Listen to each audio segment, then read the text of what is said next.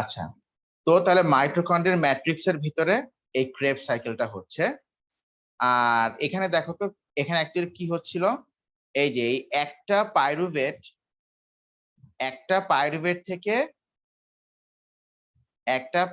থেকে বলো কি তৈরি হচ্ছিল, একটা অ্যাসেটাইল কোয়ে, তাই না? একটা অ্যাসেটাইল কোএনজাইম এ তৈরি হচ্ছিল, এটা আবার 2 কার্বন। আর এইটা হওয়ার সময় এখানে একটা এনএডি হয়ে যাচ্ছে একটা রিডিউসড এনএডি। কেন বলতো?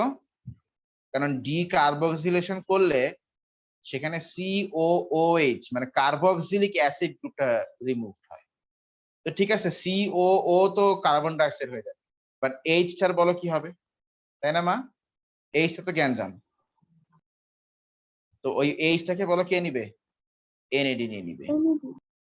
হ্যাঁ, তো তারপরে ওই অ্যাসেটাইল কো এ, এখানে 2 কার্বন,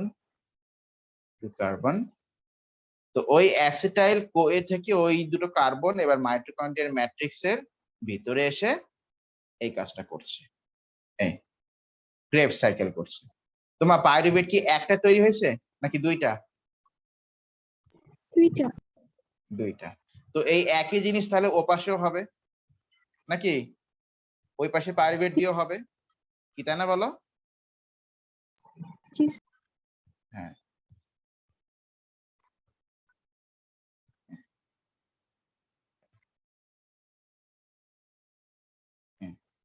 তো এই একই জিনিস তাহলে ওপাশেও হবে।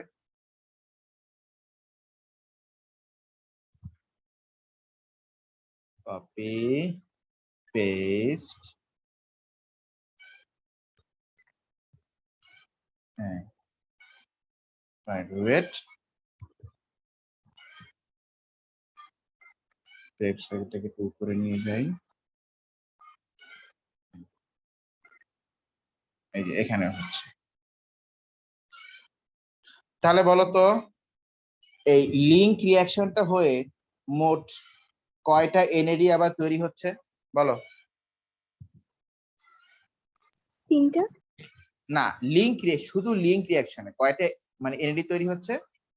একটা পাইরুভেট থেকে একটা, দুইটা পাইরুভেট থেকে কয়টা? দুইটা। আচ্ছা, ক্রেবস সাইকেলে ওই একটা পাইরুভেট মানে অ্যাসেটাইল গ্রুপ থেকে কয়টা এনএডি তৈরি হচ্ছে বলো? 3টা। তাহলে দুইটা পাইরুভেট থেকে বলো কয়টা কয়টা মানে এনএডি তৈরি হবে?